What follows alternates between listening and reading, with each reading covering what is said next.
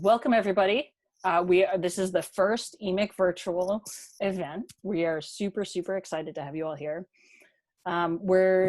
Since it's our first, there may be a few little hiccups here and there.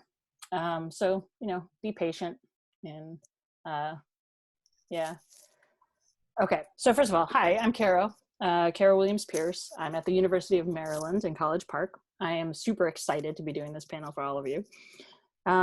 So we designed this panel specifically to be interesting to teachers, professors, researchers, teacher educators, undergraduate math teachers, parents, all over the place. So we're absolutely delighted to see so many of you here today and so many lovely faces I recognize. Hi, Virginia. It's okay. Embodiedmathematics.com is our website. It's beautiful, if I may say so myself, because I built it. If you scroll all the way to the bottom, you can sign up to get announcements via email, and events like this are going to be announced through there. And we promise, we don't spam we don't spam at all, actually. We just occasionally send out announcements like this. You can also follow us on Twitter at Embodied Math. We will follow you back. It's not just embodied math stuff because I run it, so there's a lot of math play stuff in there as well. The Embodied Mathematical Imagination and Cognition group has been running for about a decade now. Isn't that right, Mr. Murtha? Certainly more than 5 years. Yeah. Okay, 5 to 10 years. Yeah. More than 5, less than 10. Yeah. So we're super all right, pandemic, let's do this. Let's move this community online in some form and keep us growing and learning together.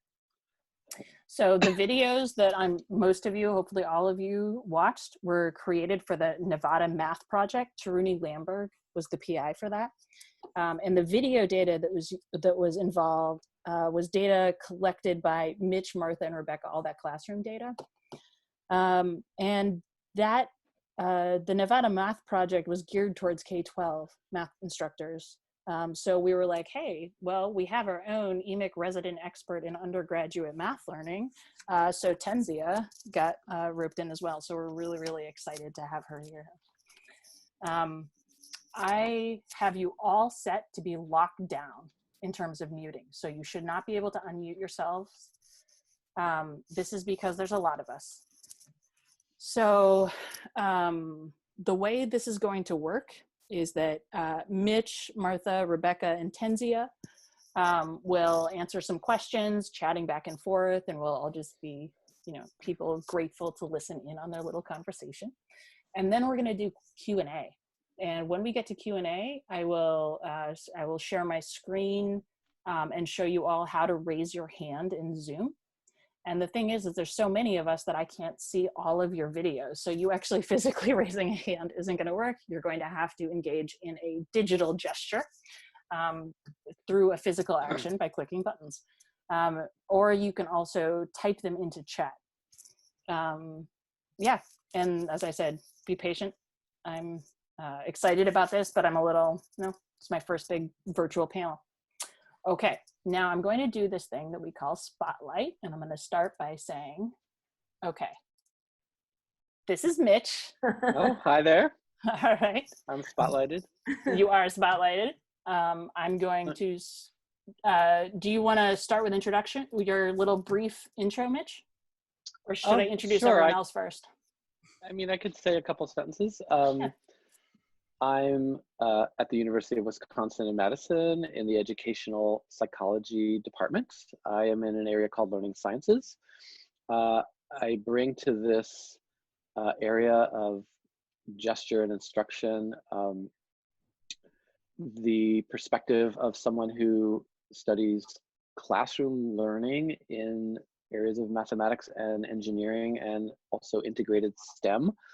I guess this is emerging from my background in mathematics and engineering and my interest in how our thought processes and intelligent behavior doesn't seem limited to just mental kinds of processes, but that we use our bodies and we use our perceptual systems and we use movement and we use the material world a great deal in the course of reasoning and learning and instruction.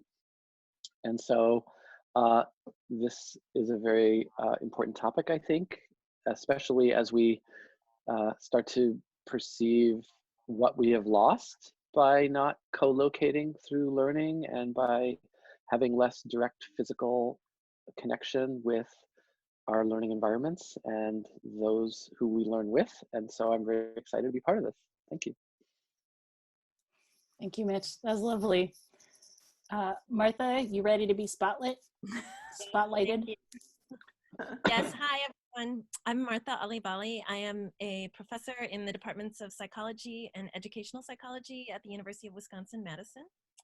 And I've done research on gesture and thought and gesture and communication for many years, starting with my early work on children's gestures and what they reveal about children's mathematical thinking, and then progressing to a broader view of gesture in communication, thinking then about the role of gesture in instructional communication, particularly in mathematics.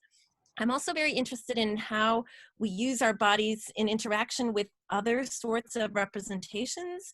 We point to things, we visualize things, we indicate things on visual representations of things or on physical objects, and lots of this goes on in classroom settings, in different kinds of learning settings. So I'm very interested in those processes and how they contribute to student learning and to teacher thinking and teacher communication. So I'm excited to be here and to see so many faces here at this seminar today. Wonderful. Thank you, Martha. And Rebecca, your turn in the spotlight. Hi, everyone. I'm Rebecca Boncato. I am an associate professor of psychological science at Central Connecticut State University.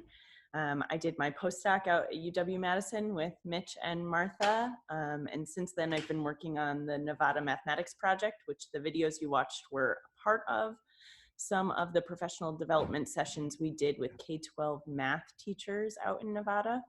My work started looking at how young children solve simple gear system problems and how they use their hands and their bodies to kind of leverage information from those systems to have insight into how the gear systems work. And now I have started working more with teachers out in Nevada and also with young kids on how they can use their body and their actions and gestures to learn things about negative numbers. So things that are a little bit more complex and maybe aren't as clear in the environment with young people. Wonderful. Thank you, Rebecca. And Tenzia, your turn. Thank you.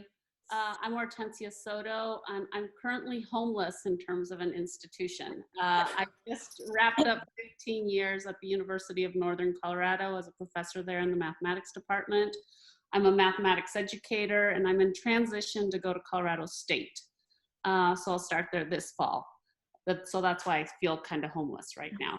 But what do I do? So my work is in the training of prospective and in-service teachers, K through 16. So I work in that spectrum. I use gesture as a source of evidence in terms of how students are learning concepts, specifically in complex analysis. That's really where my work has started. I'm also very interested in creating activities that are body-based, where the students have to use their body to learn concepts and how that impacts their learning. I think that's all I have to say. Wonderful. Thank you, Tenzia. All right. And before I ask our panel the first question, in the top right of your Zoom thing, there is a way to adjust the view that you have.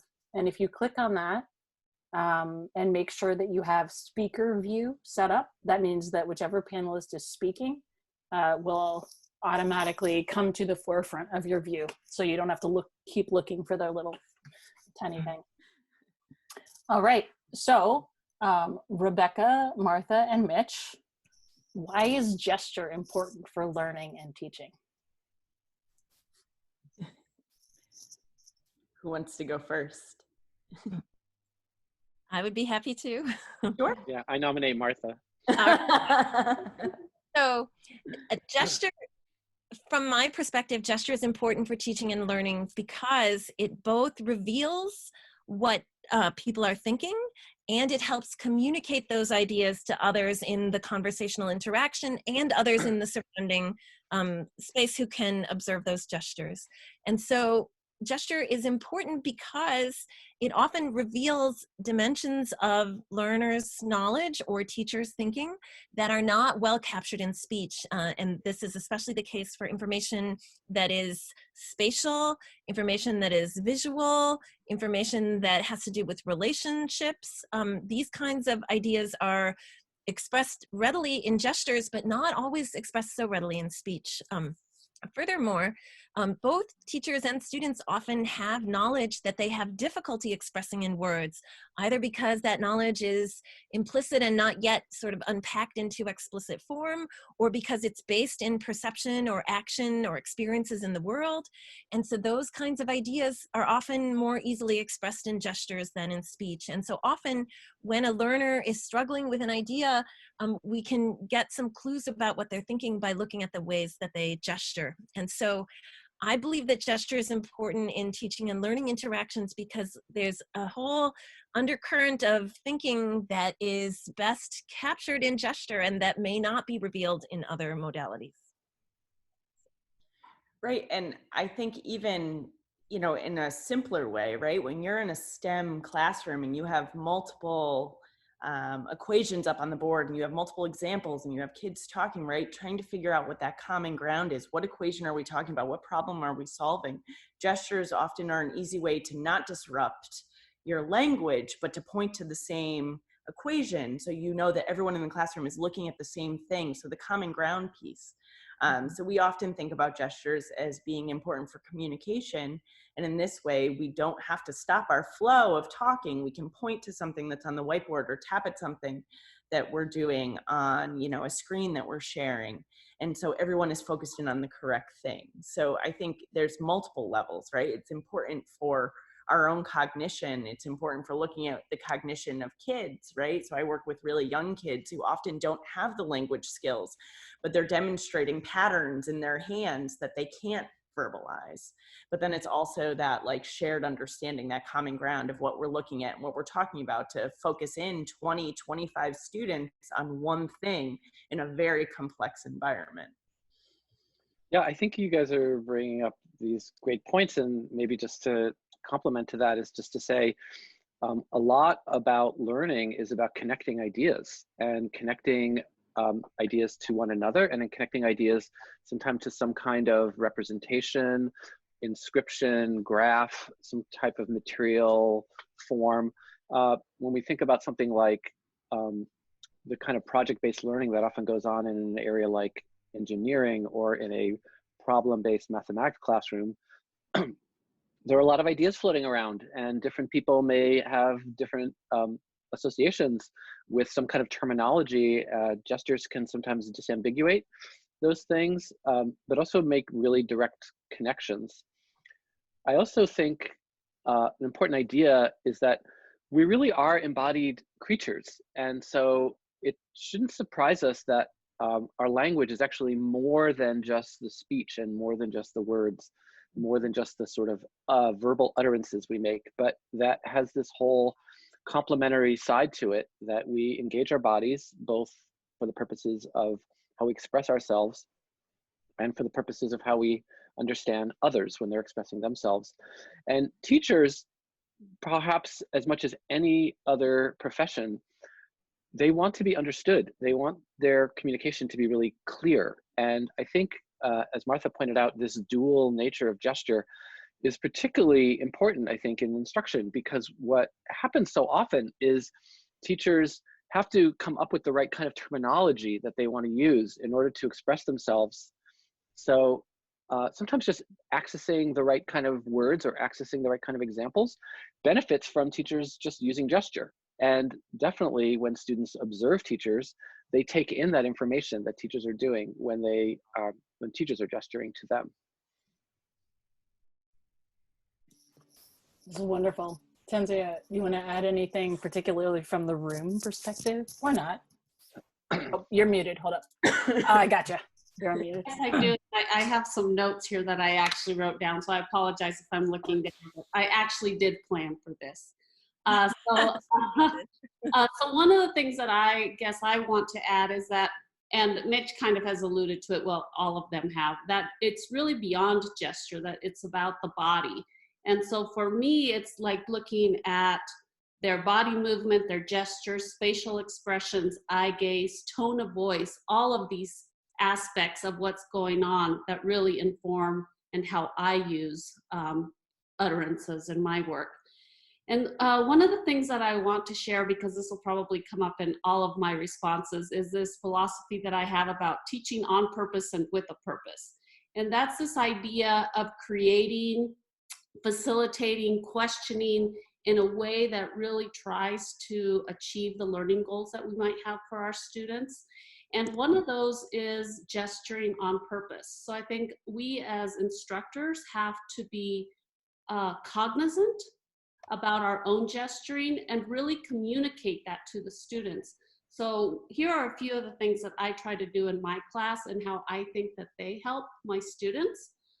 So I have this great line that I use: put your pencils down and watch my hands. And that really allows me to do exactly what the three panelists have talked about grounding, connecting, that we're all seeing the same thing, and really being intentional about what I want them to focus on. So that makes them aware of gesturing, and that forces my students to really not only pay attention to my gestures, but to pay attention to one another's gestures. Because I let my students know I'm gesturing for a reason. And of course, that means that we need to be cognizant and informed about the research regarding literature. Another thing that I say is, and I've been famous for this line since I student taught back in the 80s, you have a look. And I didn't even know anything about gesture at that time. But if I had a superpower, it would be this thing that I can read faces. And it's like, you have a look, like you have a question, or it looks like you're thinking something. And sometimes the students will be like, how did you even know that? Or, yeah, I guess I am thinking something. I also say, tell me about that gesture. And I think that these statements, and really being again intentional about what we're looking for and what we're showcasing, let students who maybe are afraid to talk to really embrace and recognize that they have ideas. And so I think that this is a way to empower students. So if we want to talk about equity, I think that this is one way to help empower our students, is by recognizing that they're communicating something to us, even though they're not saying anything. And I think that's important.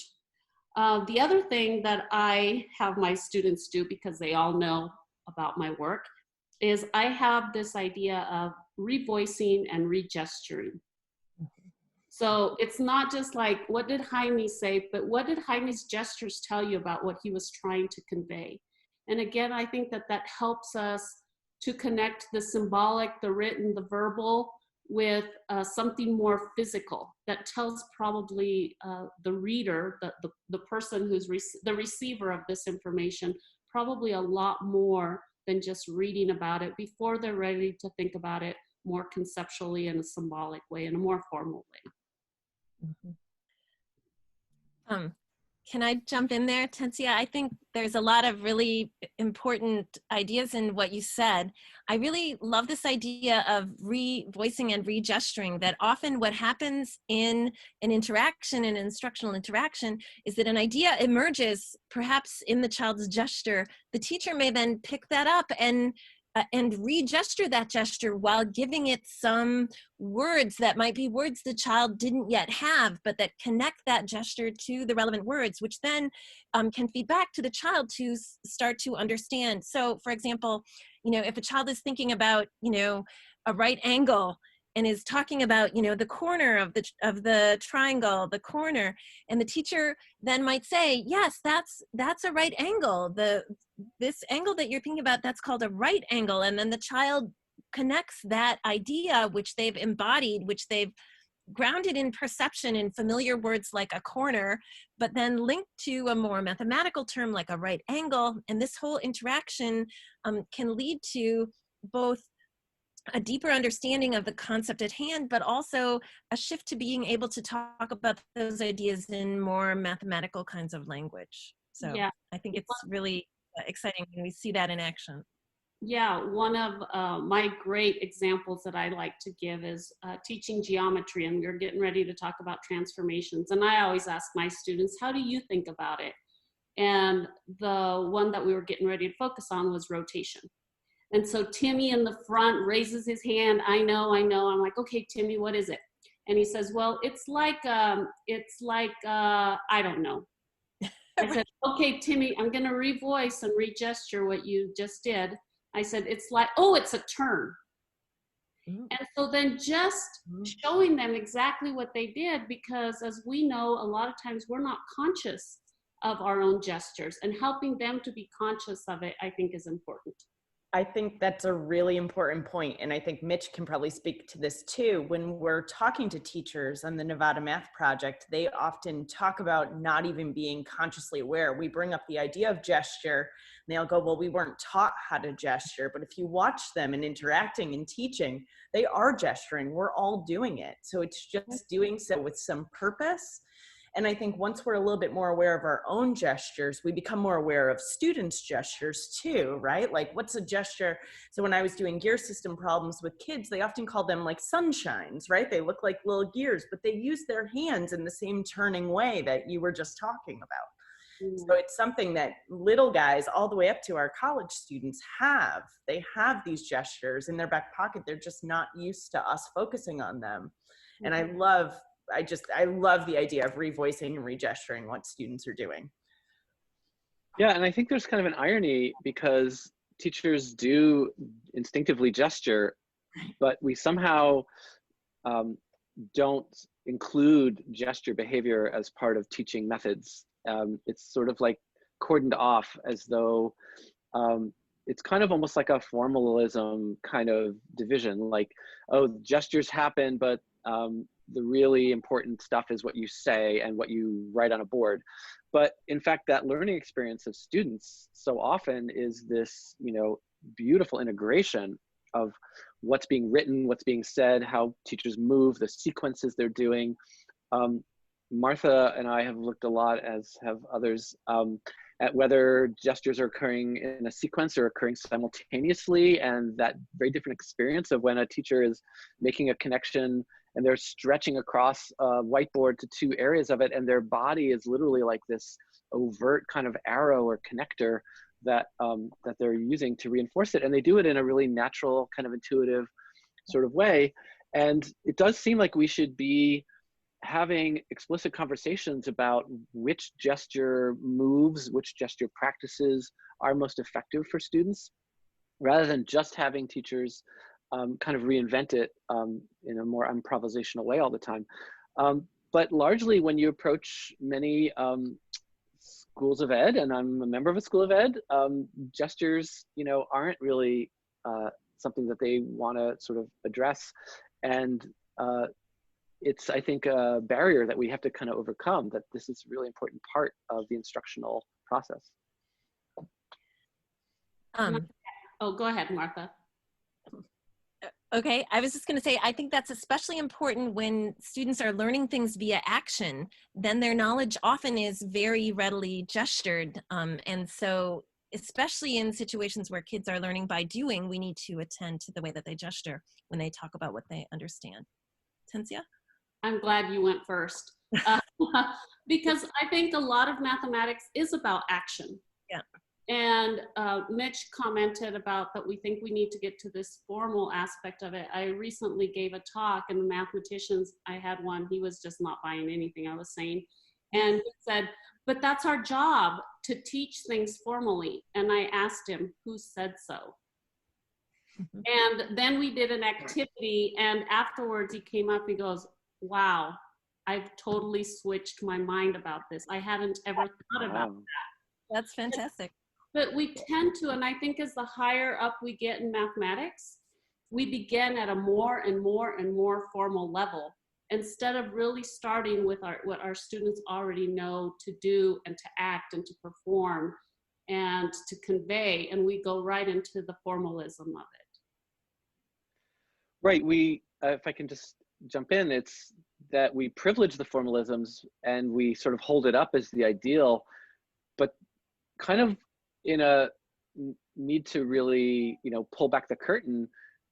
Mathematicians are actually engaged in these very informal processes all the time to get to that formal place. The formal place becomes this important canonical record, but that's not necessarily how the mathematical discovery or invention came about. And it certainly doesn't seem like the ideal way to be encouraging children's intellectual development around mathematics. So we may have a common goal of reaching this place of being comfortable using formal expressions, various notational systems and things like that as important ways to, very concisely represent certain ideas and perhaps make them a little bit less ambiguous. But that doesn't mean that that's key to the learning process of how we arrive there. And I think we need to acknowledge that the process of learning and developing into a mathematical thinker is a very multimodal process where we use our bodies, as do experts. But I think even going back to that, right? Like young kids learning how to count are often told not to add or subtract or use their hands and their fingers, right? Like I think it even goes more than us just being focused on the formalisms. For a long while, we weren't allowing kids to leverage what they had, their hands and their bodies all the time. And then we thought, well, maybe that's just for young kids, until we start to see what older students are doing in the classroom too. So I think there is a shift in thinking too, that, gestures aren't just this byproduct, that they're actually a really important thing to feed back into the learning process for the individual and for the teacher watching that child or that student learn. Oh, this is absolutely wonderful. I'm going to say it's time for us to move on to the next question. But your embodied reminder, it's about you've been sitting for about half an hour. So if you don't have a cat on your lap, get up. Yep. And if you do have a cat on your lap, do some stretches. Feel free to wander around while you're listening. You do not have to be glued to the screen. Okay. Question number 2. What can gesture research tell us about how to make online learning effective? And what can we expect to be challenges for online learning? Yeah, great question. Very timely question. Yes. I'll maybe jump in and just say, teachers and learners need to have the freedom to move about. And many of us have, perhaps in a rather ad hoc kind of way, created these learning environments to get through a particularly difficult time.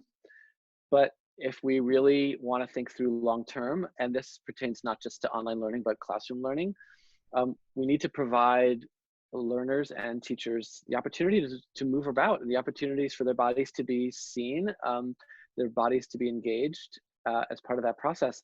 And so we run a little bit of a risk that we are narrowing even further than we already had for some school in this aspect of motor movement and participation.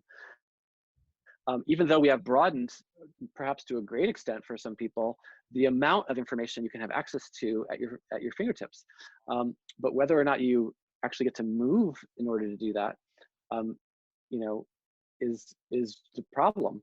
So I would say opportunities to move the mouse out of the way, to move the keyboard out of the way, these sometimes can act as like anchors on the hands and prevent people from really using their hands in expressive ways or in hands to facilitate their own thinking. So I thought of a couple of like aphorisms, like douse the mouse and put the keyboard in the cupboard. Like when we do our research and we want to get the most rich account in a multimodal way from our learners in studying their thinking in mathematics or any of the STEM areas, we make them stand up, we take away chairs, we take away the mouse, we take away keyboards. And we do see a lot more involvement, and there's a lot of good research showing that as people do more gestures, and particularly certain kinds of gestures that connect ideas and that manipulate ideas and objects mentally and physically, we see improvements in reasoning and learning.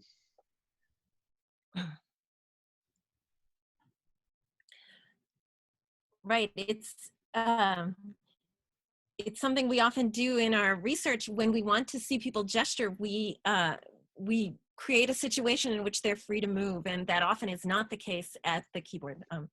But I also think there are lessons from gesture research about how we use the affordances of the small screen versus the large screen in different ways. So in face-to-face interaction, some of the things that we talked about were guiding attention, ensuring joint focus on the same sorts of pieces of the complex surrounding environment, and having a common ground, knowing what each other is talking about.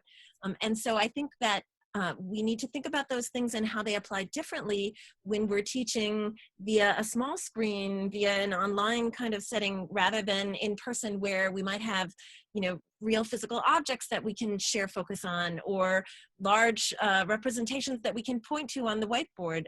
These things play out differently on the small screen. So it might actually be the case that we need to use other kinds of approaches to guide attention. Gestures might not always be the most readily available if we're using much of our real estate on the screen to present the representations we're focusing on. Maybe the teacher is only in the little corner of the video, and the teacher's gestures to the shared representations are not really visible to the student. Sometimes there's only the opportunity for voiceover and not for pointing at the same time. And so we might need to think about what functions our gestures are serving when we communicate in instruction ordinarily, and adjust the way that we're using other kinds of representations, the way we're using color, the way we're using arrows or pointers, the way we're highlighting objects on our screens. We want to think about the functions that gestures are serving and think about how we can accomplish those functions in this setting that has very different affordances. Yeah, Martha, I'm glad you mentioned that, right? I think it's the balance between that shared understanding of the equation you're looking at, or the specific triangle you're talking about, and the actually looking at the instructor, and what the instructor's looking at is now completely irrelevant potentially to the student, that's a really important tool in the classroom. Yes. And when I point one way, it comes up the other way on students' video screens, right? So it's that balance between the gestures that the teacher is making and the pointing, and maybe utilizing things like when we did some of the work where you had the videos of teachers using overheads, right? We're maybe taking a step backwards, and now we're using an electronic pointer. We're circling something digitally on a shared screen versus, them actually watching me kind of circle something on the board. So I think we have to be almost hyper aware in a way that our gestures are very natural. And now we have this system, this interface between us and our students that maybe is a little bit less natural. And we do need to go back to thinking about it. Like the teachers that we worked with in Nevada said they didn't often think about their gestures. But now we do have to take a step back and really think about what we're doing and what is being conveyed to our learners. Tenzia, want to jump in? Yeah, a lot of people have asked me, how are you dealing with online teaching given your embodied cognition philosophy? And luckily I was teaching a course that it wasn't that big of an issue. But yeah, I think so. First of all, how can we make online learning more effective? I think, first of all, our students have to have their videos on.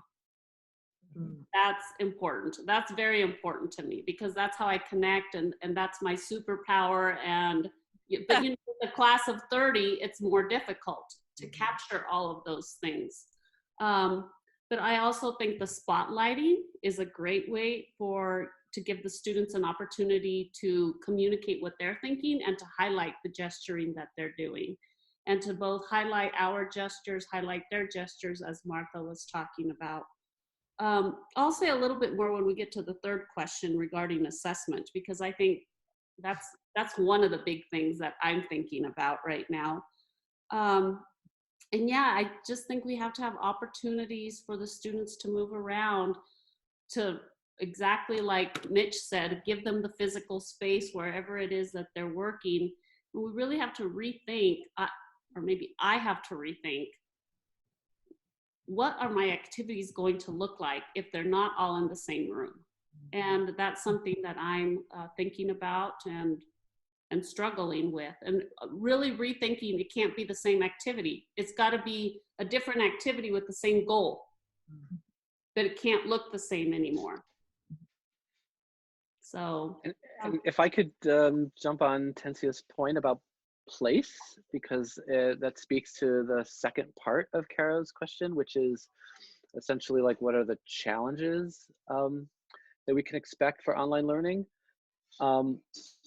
We have to remember that learning and memory retrieval is very place-based. Like, we use a lot about contextual cues to engage in learning. And right now, if I was gonna pick one particularly challenging element, it's that all of the learning of all of the different subjects and all the different topics are all happening in the same place. And this can be a very difficult thing for learning, because you're really essentially eliminating some meaningful contextual cues that are particularly valuable for retrieval. So when you take away something that we're really kind of hardwired for, you then are should expect to see reduced kinds of learning.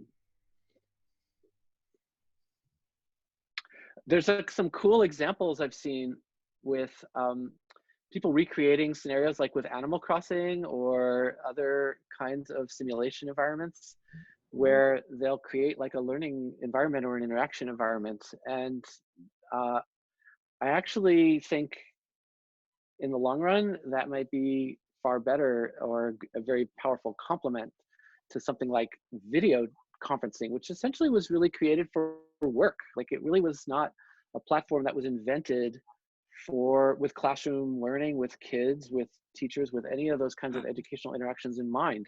We have breakout rooms, but that's, a very minor contribution to what we really think of as social interaction and place interaction. yeah, and if I could add to that regarding the breakout rooms, for me, I think, okay, great, that can still happen.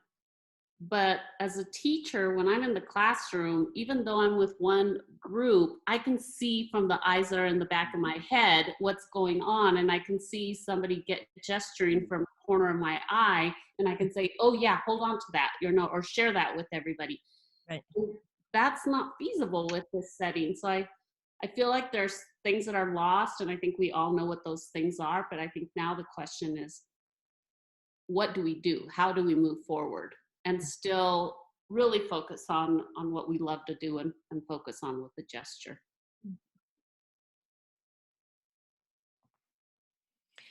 Right. At some level, I think all of our responses are about finding ways to achieve the affordances of gesture via these other mechanisms, whether they be simulations or whether they be, asking children or learners to, take physical objects from their environment and do things with them, to, look at a physical can when you're thinking about the volume of a cylinder and measure parts of it and things like that. We can ask our students to do things that will evoke actions and that will evoke gestures. And we can think about the other affordances that gesture has and try to create them in other ways. For example, with the pen on the shared screen or the stylus on the shared screen. And we can think about, creating opportunities to see learners' gestures via these spotlight sorts of settings.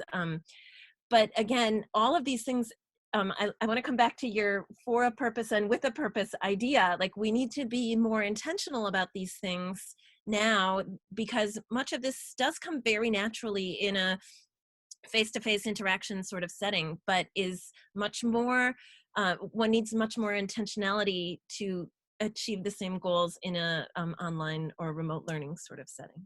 Right. I mean, think about how we used to set up classrooms with specific manipulatives in there, or specific items on the board, or things like that, right? I mean, kids do have what you know, similar items in their environments, but it takes a little while for the child to get up away from the computer, go find that can, go find something that looks like a right angle. And maybe part of it is just being patient. We have to kind of let the environment unfold a little bit around the student, and we have to pay attention and then kind of leverage what they're finding from their environment versus us kind of putting it in there, like interjecting it into their world already.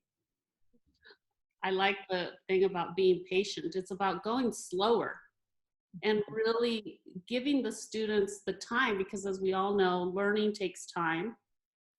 And I think we need to really rethink what our learning goals are and what things can we encapsulate together, where with one big activity, they learn several different ideas. So yeah, I think you just need to be more intentional. This is my moment to remind everybody who is teaching this semester, who suddenly got disrupted, that what you were forced to do was not online teaching. It was survival during a pandemic. And so just Right. we now have more experience. So if this semester went terribly for you, or it's still going terribly for you now, like, it's not online teaching that's the problem. It's still going terribly even after the class is over. The wake of it. Don't you worry. Ouch. Still, Yeah. it'll be a memorable semester for everyone. Right. I feel like a lot of what I learned about online teaching, I learned from watching my children and their K-12 educators teaching, right? I learned a lot about having students record video answers because they can watch the student, they can watch their gestures, and they can watch the thought process unfold versus simply typing up a response that can be deleted and edited a million times before being sent. I think I learned much more from watching my K-12 educators teach my kids than I knew. That's wonderful. All right, we're ready for the next question? Looks like it. Yeah. Okay. So this is the last question. What advice do you have for parents right now, or for teachers who are teaching online via Zoom or whatever other platform, or for professors like me? I would love your insights.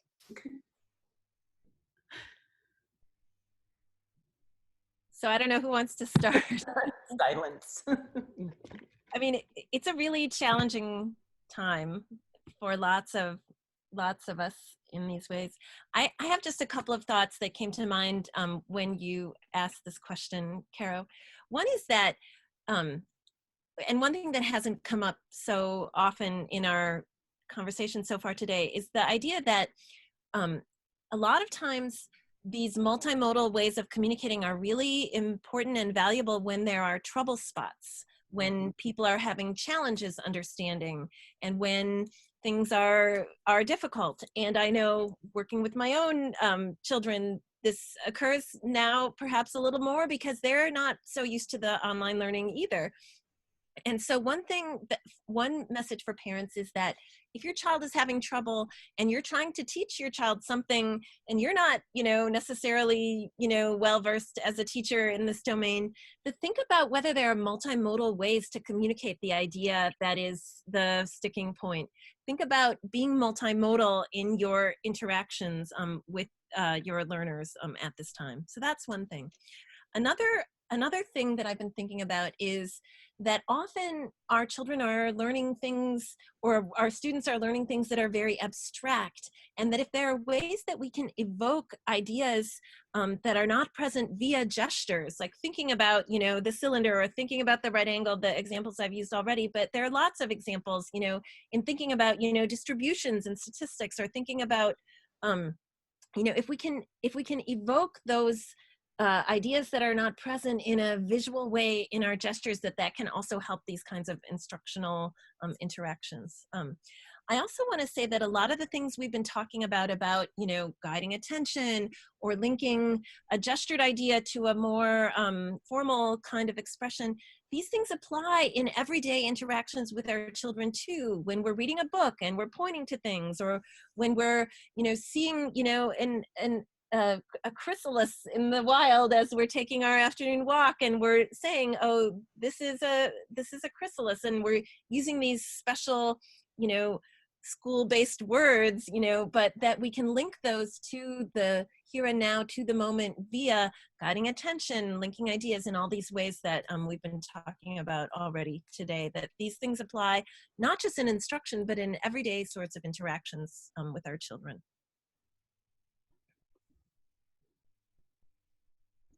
Those are wonderful thoughts, Martha. One reaction I definitely have, as also a parent, as many of us are, who's also suddenly doing homeschooling, is bless you.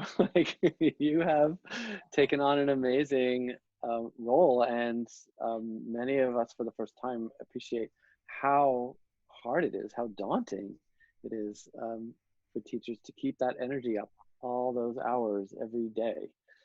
I think it's also important to think of this period as not being as educationally productive as the normal course of events is. That's not to say that there aren't some students out there who are finding this particularly well suited for how they like to learn and what they like to learn.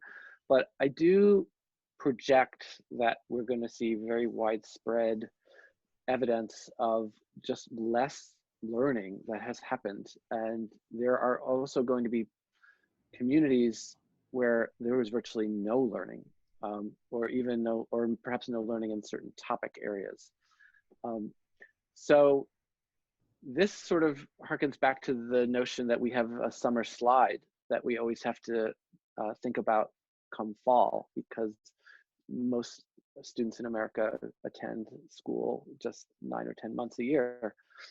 And now we are looking at perhaps a COVID-19 slide, as has been termed, that's twice in length as a typical summer break. And so fall, I think, is also something that is going to be very different than we're seeing now with normal learning that we would have seen last fall, because I think we're going to see more loss of or lack of gains from that learning. So that also speaks to what can we do to mitigate some of those effects in the home. And it isn't just that it has to be what your teacher does in some Zoom lesson or video or online Google Classroom activity, but the home environment is rich with learning, and there are opportunities certainly for mathematics and certainly for language to bring those activities up. And so participating whenever you can in board games, in family budgeting, in all sorts of measurement activities of making art and hanging things on walls and making masks and doing so many kinds of craft sorts of events. There's lots of opportunities for math talk. And one of the best ways of doing math talk without getting too didactic with your child is to ask them, how did they figure that out? And also, could you have figured that out another way? Or I figured that out another way. Let me tell you how I figured it out. Like, just getting that articulation of procedures or noticing patterns and giving those things words on top of, and of course gesturing and that whole form of multimodal speech on top of the activity itself is going to help. It's going to be a real help for kids learning, and they may even learn some things in ways that they wouldn't have opportunities to do in the school. So I would remember that although we are under tremendous time pressure and space pressures, there also are some unique opportunities for the close interactions that can happen that may not ordinarily be happening because we kind of lead splintered lives, with school being school and home life being home. Mitch, I think you're exactly right. We've turned from, we were really looking at the progress students were making in the classroom on projects and things being very outcome based. So take a picture of your final project, take a picture of the answer, or put the answer into a Google Doc and submit it to your teacher. But how did we get there? Mm-hmm. And I think leveraging what's in the kids' environment at home, right? Have them go find objects, have siblings interact with each other, have parents ask how they solved the problem, right? And often in classrooms, we find when they get the incorrect answer to be more valuable to us in understanding their thought process. So how did we get there is really important. And I think, really the advice for parents is the same for educators as it is for the teachers. I think it goes back to the patients and really just leveraging what we do naturally, right? We used to ask our kids how school was. Well, now we're sitting there with them, right? So what frustrated you about that math problem, right? Where did we, what don't you understand? Right. And there's this whole thing about, kids are learning math differently right now, right? Well, let's talk about it. Instead of being afraid of how we got that answer, let's talk about how we get that answer. But I think focus on how kids are using their hands and how they're using the environment, how they're teaching themselves. I think it's moving the keyboard away and letting them have pen and paper again, and letting them pull blocks out. And most of our online learning for K-12 students, they're not saying kids should be sitting down for 6 or 7 hours a day, right? It's somewhere between 30 minutes and 2 to 3 hours. Let that expand, right? So it's okay if we start talking about math again after dinner, right? Maybe kids need a little break and they need to grab some stuff from their playroom or their school area and try again a little bit later. I think learning just looks very different right now, and we have to be patient with that learning process. I'll just add, I guess when I thought about this question, I thought about assessments. And so I really liked the thing you said, Rebecca, I have that on my notes also, about assessments can look different. Like the students can create a video about what it is that they learned. And I would, if it were me, I would specifically ask them to reflect on the gesturing that they were doing maybe I send them to look at a video about different surfaces for Calc 3, and they have to explain something about the tangent vectors. Then I would want them to come and talk about how that video informed what they learned, to share with me what gestures they did. And I really would want them to be conscientious of what it is that they're doing. And I'm not saying that we would get rid of, or maybe we would, I don't know, that they need to have a written exam, but that I would be okay with a video of some sort where that's one of the assessments where they share back what it is that they learned and how they learned it, so that they could talk about the process and not just the end product. Absolutely. And I think that's one of the hardest things for our teachers right now, is how do we assess our students, because everyone is so worried about students cheating. And that's because the assessments that we give lend themselves to that.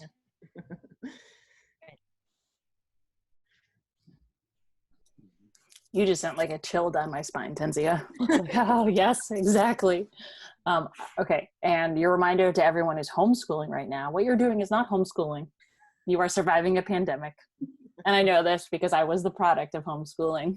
I know the difference.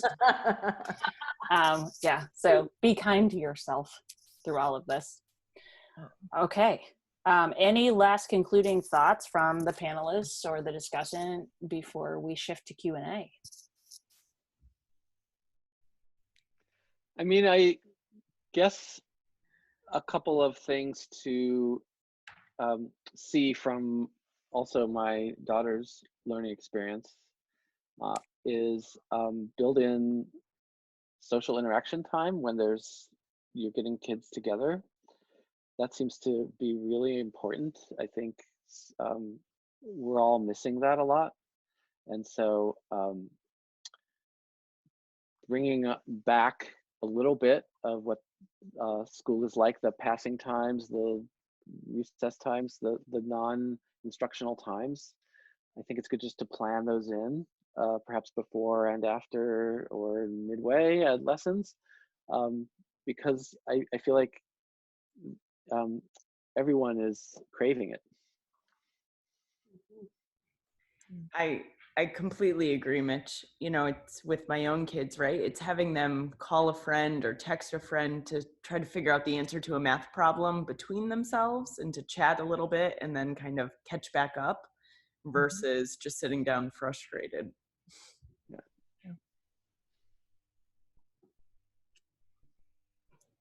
Okay, I think we're going to go into Q&A time.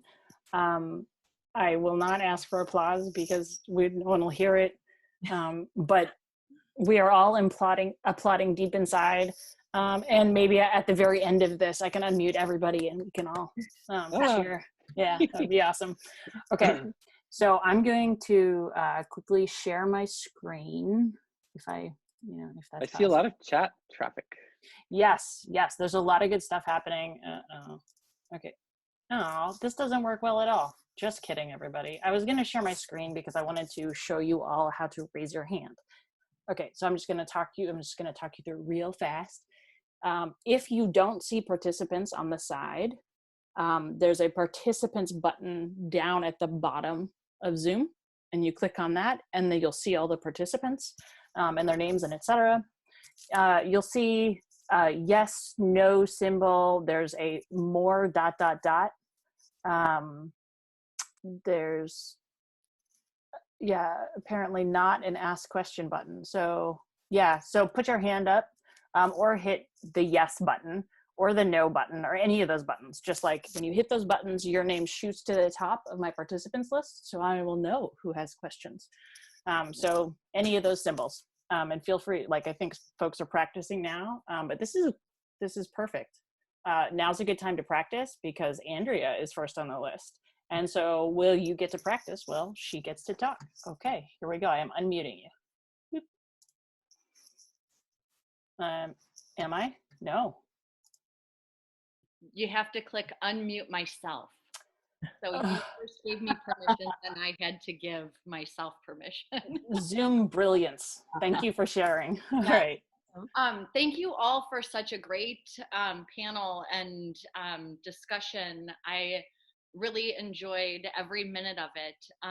My question has to do with the second set of questions about how to make online learning more effective, or some of the challenges that we face when it comes to embodiment and gesture with online learning. And this question is mostly about gesture as communication. And it came to me as Martha was talking because her video was lagging behind her speech. And this might be a bit of a technical question, but we know that the temporal piece of gesture with speech has to do with learning, particularly in young kids. And so I'm wondering if we feel if there is potential for detrimental effects of gesture in an online learning format.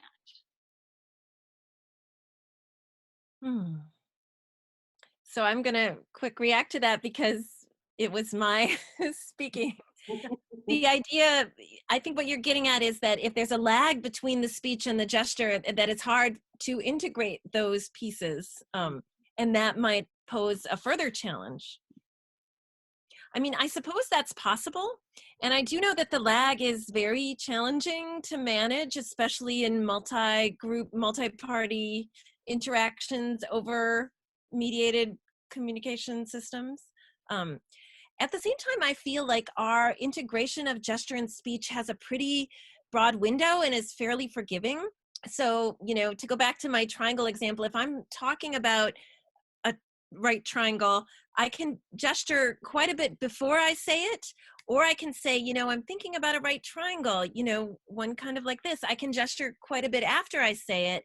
And our natural tendency to integrate the modalities is pretty forgiving in terms of the timing, that we have a pretty broad window in which a gesture might still be beneficial.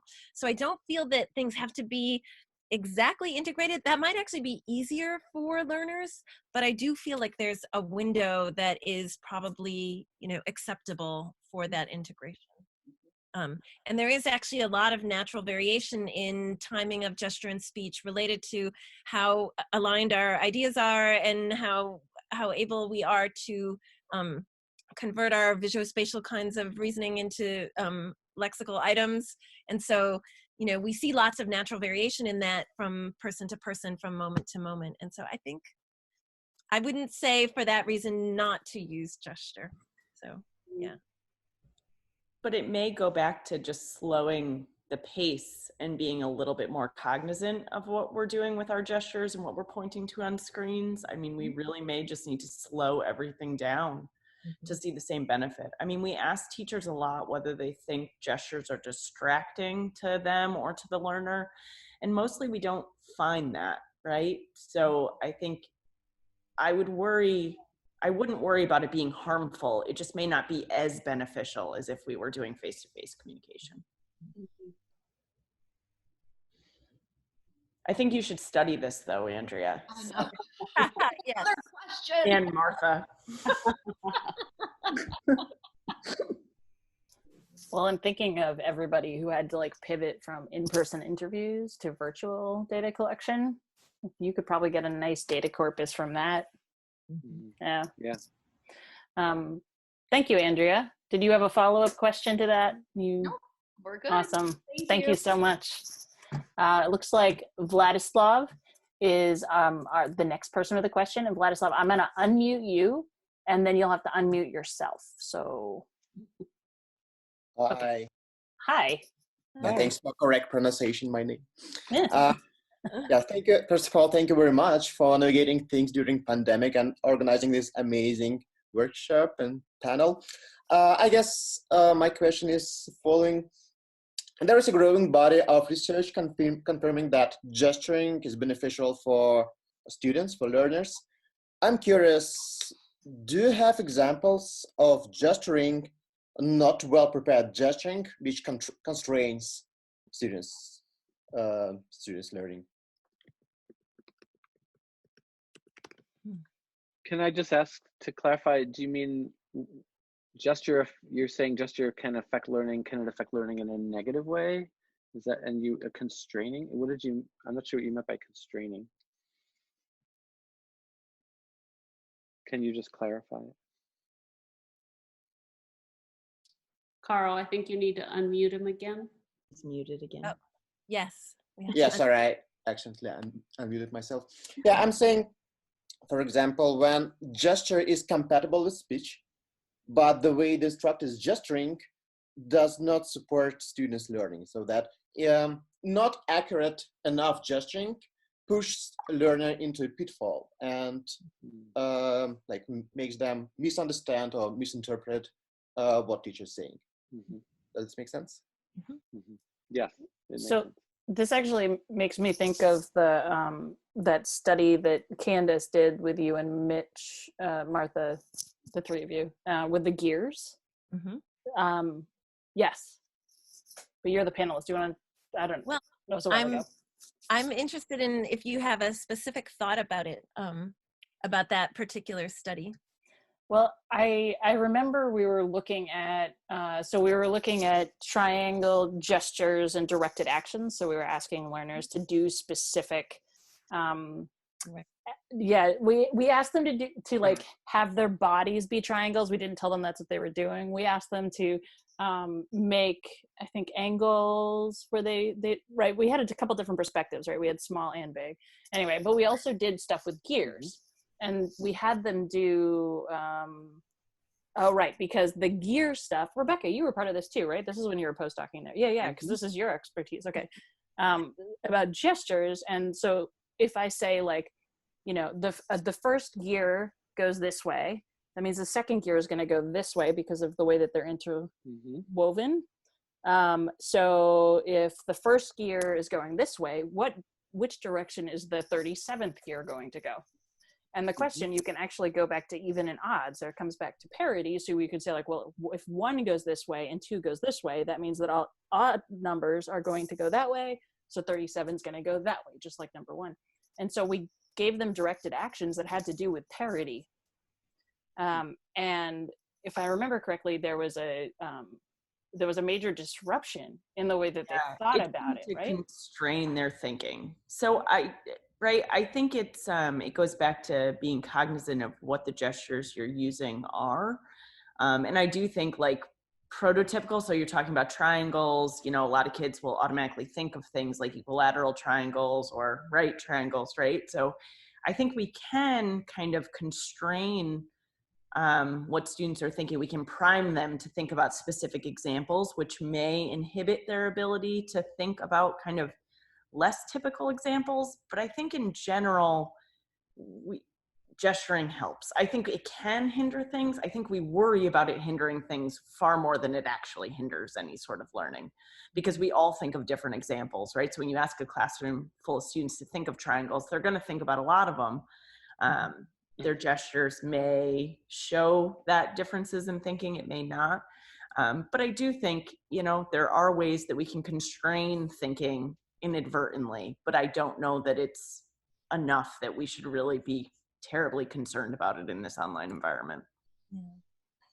I'm also thinking about some examples where, you know, a teacher might point to something that has a physical extent, like might point to an equation where they want to talk about, for example, the left side of the equation, but if they just do a single point, they might point to one of the numbers. And a child might think they're pointing to just a single number, even if by their point, they're actually meaning to point to something with a larger extent. And that could lead the child to interpret the corresponding speech in a incorrect or more narrow way. And so I think there's probably an intersection with the knowledge of the learner and the specifics of the gesture form. And so I think there have been some examples in the literature where, in the literature on gesture and equivalence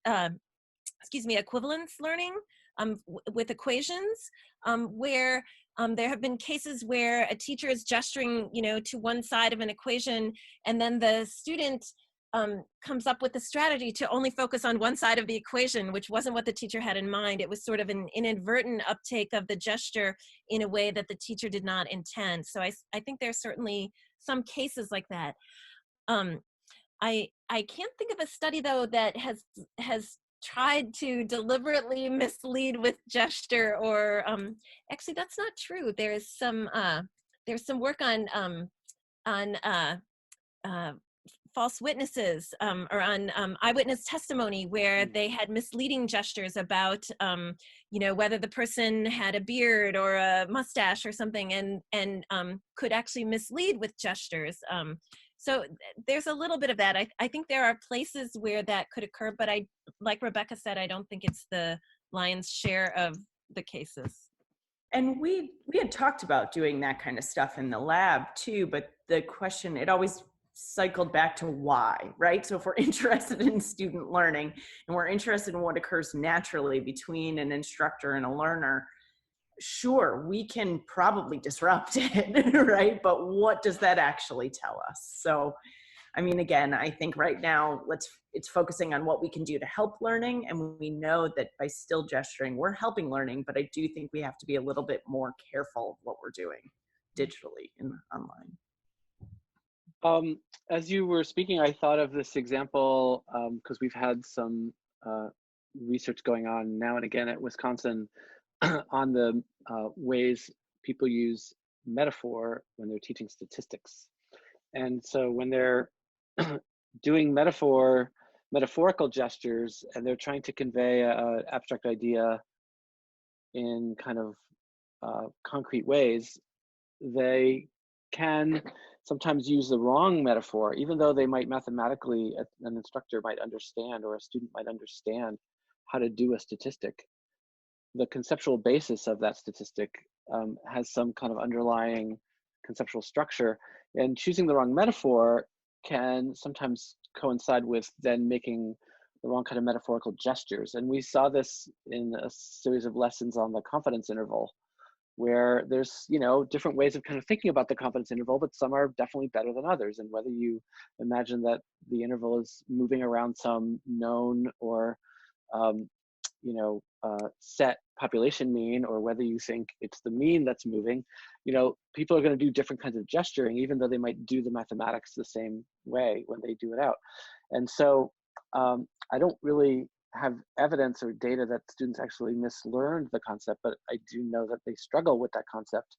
And so it's possible that teachers need to be much more thoughtful in how they coordinate their kind of gesture behaviors with the conceptual structure of the ideas they're trying to teach.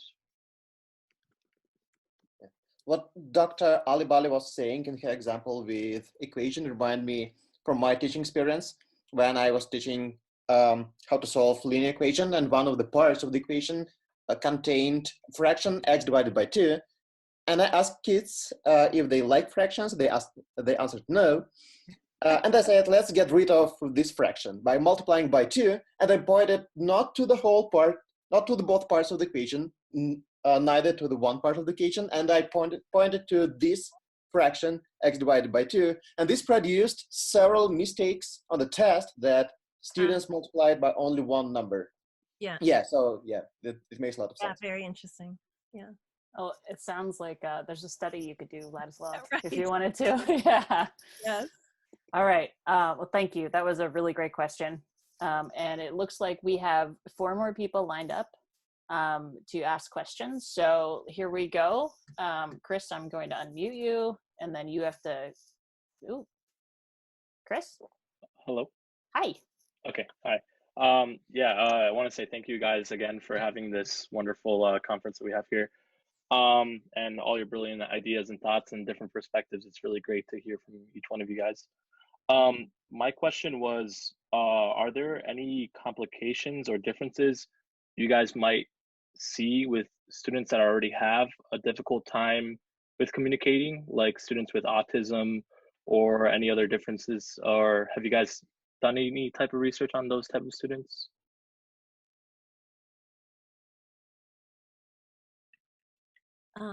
Those is my question. I can jump in. Yeah. I can jump in here and say I've done a little work in the past on students with specific language impairment. So that's now more typically called developmental language disorder. And one thing that we found is that those students were very likely to use gestures in expressing the things they had in mind. And so their gesture rates were actually higher than their peers who were typically developing. They were just as likely, though, to have well-aligned gesture and speech. So the likelihood that the gesture conveyed additional or discrepant information from what they were saying in speech was similar in both groups, but the kids with developmental language disorder were gesturing more than other children. And so I can't speak to any other kinds of learning differences besides that one is the only one that I've studied, but that data suggested to me that there may really be some learners for whom gesture is a really especially valuable window for their teachers to attend to in thinking about assessing their knowledge. And I mean, for all of you guys again, and what kind of ideas you guys have that this might affect the common ground where, again, the instructor is putting in their ideas and then the learner is trying to pick up those ideas with people who struggle with communication? I think it's being much more explicit about what that common ground is. It's saying things and maybe leaving a gesture or a computer tool up for a little while longer than you might have when you're talking about a specific equation or an example. But I think it's something that occurs really naturally in person and on ground and maybe just needs to be thought through a little bit more in a virtual or an online environment. Let me just maybe also add a different perspective if this is relevant to what you're saying. Is there the possibility that as we have different deficits or different kinds of limitations to motor performance or perceptual performance, that may interfere with, how we can exactly take up these ideas? And I think that we all have that. Like, there's all sorts of colors that we cannot perceive, and there's all sorts of limitations to our spatial reasoning that we can't imagine umpteen dimensional objects and how they might be varying, and consequently we struggle immensely with thinking about those things, which is in part why we come up with these formalisms in the first place, right? At some point we come up with the formalisms to offload and reduce the enormous cognitive demands that are placed on us by thinking about complex abstract ideas. So I think we should acknowledge, I think it's very consistent with views of embodiment that, you know, if you can perform certain ways, you may have access to certain ideas. And if you can't perform certain ways, you may have different access to those ideas. But that doesn't mean that you can't learn those ideas some other way. And so I think you need to be sensitive to any kind of these limited performance forms that anyone can have, be they through movement or through perception or language. That was great. And I feel like we could talk about this for, like, this is a really good question. And I have a lot of opinions about it, but we're down to 15 minutes. Oh my goodness. Okay, so thank you, Chris. That was a great question. And it looks like John, you're going to be up. I'm going to unmute you. And hello. Can you hear me? I think you can. Right? Yes. Hi, everyone. Thanks so much for a great workshop. I really appreciate it. Great idea. Hey, John. Hi, Mitch. So my question is, if one goal for our teaching, say, math education is to teach, say, building a deductive chain of justifications in a proof where each justification is built on the prior one or maybe several that come before. And as you're constructing this proof, the chain gets rather long. So obviously one affordance to using like notations or like a Euclidean pictorial representation is that the notation is there. It's physically present as you build your proof. One of the challenges with gesture, I would imagine, is that it's there for an instant, but then it disappears when you move to the next justification. Now, of course, it's grounded probably more thoroughly in the sensory motor system. But I guess my question is, are there ways and ideas that we can incorporate embodiment or gesture into like a deductive chain of justifications? Is it something where you go through the chain in the beginning and then secondarily you write the notations that make sense to you? Or is it one gesture for justification and then you know quickly? Or is there not a need to even do the notation at all, that's sort of more of a traditional approach to math? That's just some ideas on how we might be able to include embodiment in that deductive chain of reasoning. That's a lot. That's a good stuff. Yeah, let's hear it. Do you want to answer? Do you want to start, Mitch? No.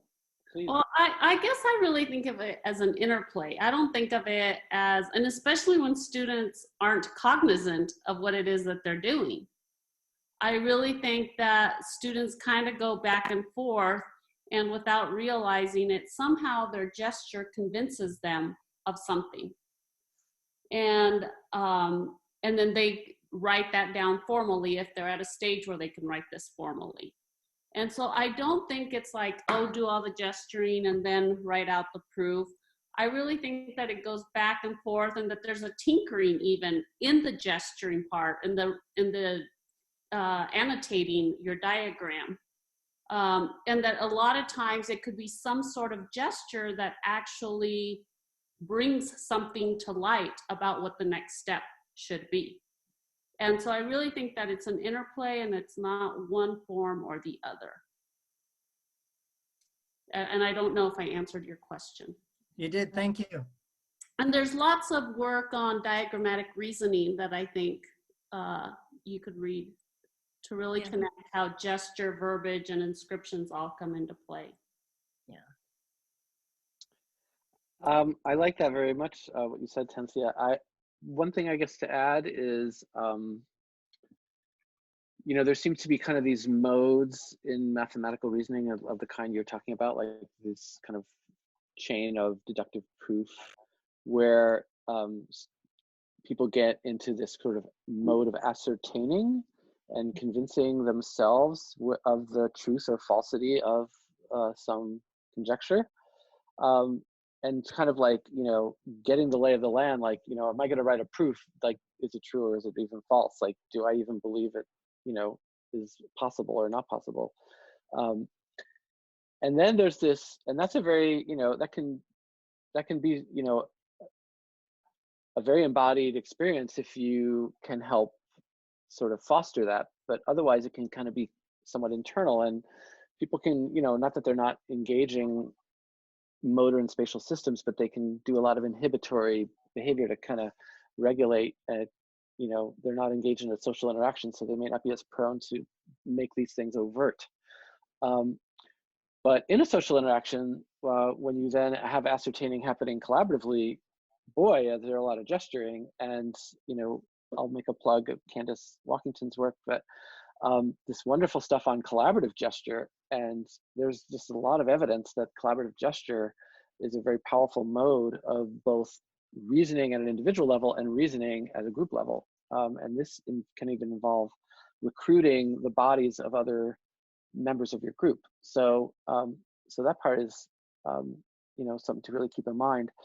And then gestures have this quality, even though we talk about them as ephemeral and we talk about them as kind of holistic and non-visual and non-propositional, they have this quality of signification that I think Martha has alluded to also earlier, where you have gestures that recur in strategically relevant times, and they come to stand for a set of ideas, and those ideas can be quite complex. It can be a whole derivation of a whiteboard that is referred to as the sort of point over the shoulder to the whiteboard, or they can be more iconic, or any number of ways. But the fact that people do reinstate these gestures, and that can travel through a learning community, and you'll see, for example, students picking up teachers' gestures that the teacher would keep reinstating. So we saw this, for instance, in a sequence of engineering lessons that we analyzed, and we saw that there was a certain angle that a teacher would kind of like do this arm raise to communicate, how to compute this angle. And the angle wasn't a precise angle, it was just this measure of, ascension of an object that's going to travel as a projectile motion. And so whatever that angle was, it could be reinvoked sort of through this movement. And then you saw that kind of permeate in various settings in the classroom and also by various members of the learning community. So in a way, that gesture wasn't ephemeral. It kind of took on the qualities of a sign, just like any other formal symbol might take on, but it was very grounded, and you could kind of reconstruct, even if you couldn't entirely reconstruct, you can kind of reconstruct what that symbol stood for, because it was an enacted symbol. Thank you so much. Thank you. That was great. Thank you, John. That was a great question. Thank you, everyone. And all right, we're running out of time, but we got 2 more questions. All right, Lishan, I'm gonna unmute you right now. Hello? Lishan? You need to unmute yourself. I think she's unmuted now. Oh. Yeah, I can't hear her. Okay. No, can you hear me hi. now? Yes. Oh, Hi. okay, that's good. So my microphone doesn't work. Okay, thank you for giving us such a great panel. I think I learned a lot. So I have 2 questions here. Dr. Ali mentioned the registering. I'm very excited about that because I learned about the revoicing talk move. Now it is registering. At some point, one of you talked about, okay, knowing students' gesture is important. Similarly, teachers know about their own gesture is also important. I talked with some pre-service teachers. When I played the video back to them, they didn't become aware of their gesture use, but they see students' gesture, they see whether they understand or not. So therefore, my first question is, according to your research and your knowledge, to what extent teachers, especially pre-service teachers, can become aware of their own gesture use? And my second question is quite related to the first one, because I think Dr. Soto, I don't see your full name, so I will say Dr. Soto. Dr. Soto, you mentioned teachers should teach on purpose with a purpose. So there are some studies about the teacher's intention of gesture use. I'm curious about to what extent the teachers can have an intention to use gesture while teaching. Thanks. Yeah, so at the undergraduate level, I don't know that there's a lot of teachers who are conscious of their own gesturing. and especially in mathematics. That's not what they're trained to do generally. And so this is why for me, and some of the work that I've done, it really pointed out to me how important it is to convey to our students what it is that we're doing and why we're doing it. And so here's an example of some research that I've done. So I videotaped an instructor while he was teaching complex analysis. And it was the very beginning of the operations of complex numbers. And every time he talked about multiplication, he always did this gesture of that it's a rotation dilation. He did this constantly. And then I had some labs that I had created so that students would discover the operations and what they did geometrically for complex numbers. And the students on their own, even though he had said it numerous times and had done this gesture a million times during the lesson, it was during that activity where they were seeing this happen and they began to do their own gesture. And all of a sudden they recognized that multiplication of complex numbers is a rotation dilation. And that's when they said, oh, that's why he does that all the time. That's a rotation dilation. The teacher had never conveyed to them that this hand gesture was conveying to what he was saying, and they never took in what he said, and they never took in the gesture. And I think if we tell our students to pay attention to both what we're saying and what we're gesturing, that allows them to use more of their senses and really, again, link ideas together. Yeah, that's a beautiful example.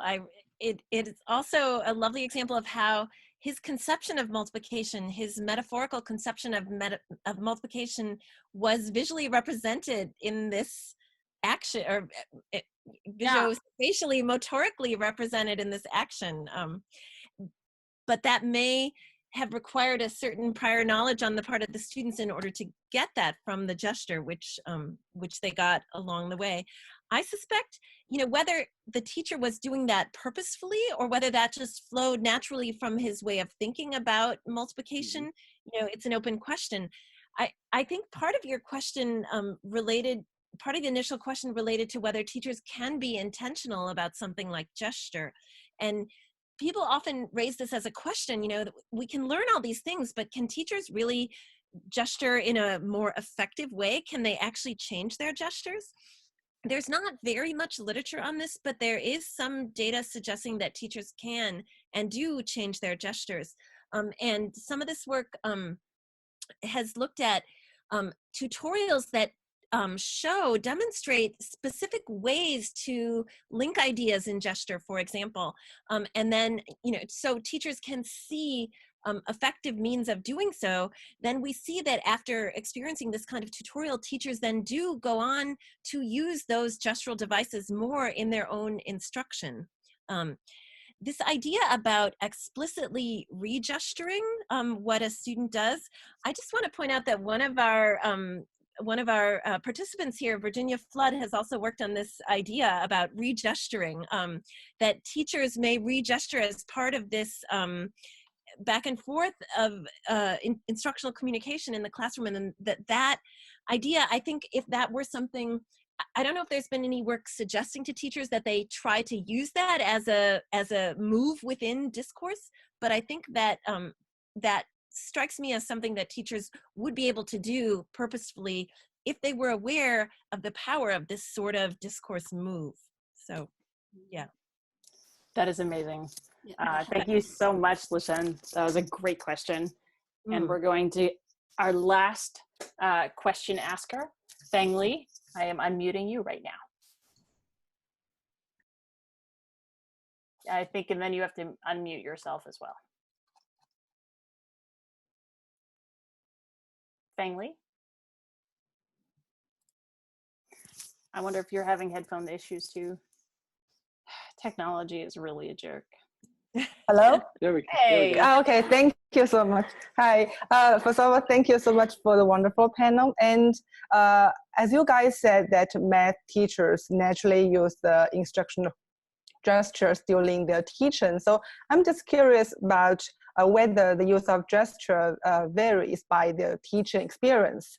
And more specifically, like whether more experienced teachers use more gestures and use more effective types of gestures compared with less experienced gestures.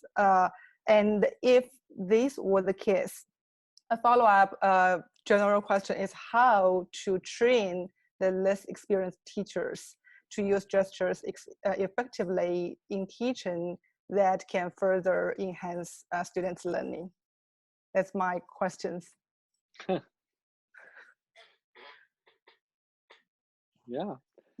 You know, I do not know of any specific research that has, other than having some of the data from a range of levels of experience, but sampling enough across levels of experience to really make it a well-designed analysis. I haven't seen one, and what occurs to me immediately, other than the fact that there's a wonderful research project for you, Feng Li, okay, thank you, is that you'd have to be really careful to control a lot of things about like the content and the kind of learner they're gesturing to. You know, there's a lot of factors that come in play. Teacher knowledge, teacher pedagogical content knowledge is going to be like a really weird confound. Like if you're a more experienced teacher, I mean, unless you're just sort of asking the general question, is it about experience, or is it about like the fact that they know more about how kids learn, or they know more about their domain and they have a richer access to metaphors and iconicity and ways of you know, gesturing out and kind of like depicting these ideas. You'd want to, you know, try to tease those apart, but it's a really great question. How to train teachers. I mean, I like that Martha started kind of laying that out as a, you know, we've tried this at a small scale, and it's one that I think would be ideal for looking at greater scale, which is what goes into the training of teachers' gestures, especially because it is something that they kind of do anyway. So you're really trying to, you know, raise their consciousness about when and how they do it, and probably some modifications to their behaviors for things that people might do because they do them just, you know, out of habit, but not out of purpose. But it seems eminently trainable, and I kind of, you know, feel like the best argument is that we can train teachers how to talk, and we don't have any, you know, notions that teachers should somehow not be able to learn how to properly deliver a verbal lesson. And we should recognize that, you know, these systems are, you know, have a lot of similarities and a lot of overlap, and in general you're working with a communication system, and it is, I think, eminently malleable. And, you know, to the fact that, you know, the same people, even conveying sometimes the same idea, will gesture differently when they're talking to someone else, or they're talking under different conditions. So we have an amazing ability to regulate our gesture behavior. And so I should think, you know, there's going to be a lot of opportunity there to do training. The question is, you know, trying to sort out among the varieties of ways people gesture, what level do you do the training at? Like, there's the level of copying exact things and thinking of it as direct instruction. And then, you know, there's a lot lost there in terms of the agency of the teacher and the expressiveness of gestures. But, you know, that's sort of one extreme. And then the other extreme is you do, as Martha was talking about, you convey something more at a level of principles, like connection making is an important principle, and gestures are really effective at making connections. But what connections you make and how you make them, and as I was talking about, like sequentially or simultaneously, or, you know, are you doing them across space and across time, how connections are being made and how they're enacted through gestures. There's so much variety there, and at some level we want teachers to exercise that variety that is, you know, about their individual quality of how they teach. Just like we like them to do that with their voices. We want teachers to have voice, and we want them to have their own agency around gesturing. So I always wrestle with what will be the content of professional learning such that teachers acquire these. And right now, principles seem sort of like the best way for now, but I think we have a lot to learn about, how to sort of sort that out. This is great, and we are a couple minutes over time. Thank you, Fang-Li. That was a great question. That's a great response. I am going to change the view again, and I don't know if it changes it for you all, but I changed it to a gallery view or something like that so that I can see more faces, because I realized if I unmute you all so you can clap, there's going to be feedback and it's going to be awful. But I really just dear panelists and discussant, please open up Zoom as big as possible so you can see everybody. We're all applauding you. Thank you so much. This is absolutely amazing. And a reminder to everybody, sign up to embodiedmathematics.com. Thanks to Candace Walkington, David Landy, Dora Abrahamson, and Aaron Ottmar, who are also part of this, and some of you are here. And this is amazing. Maybe we'll see you at EMIC Virtual number 2. And can I share that? Thank you all for Caro. You did an amazing Yes, job. thank you, Caro. Thanks. This is a lot of fun, everybody. Thanks for organizing it. Thanks for orchestrating it. Wonderful. Yay. I tried not to talk too much. I had so many opinions. So next panel, I get to be on the panel. Someone else has to run it. Yeah. Perfect. All right. Bye, everybody. Thank you all so much. It's great to see so many friends and colleagues. Oh, it's wonderful. Thank you.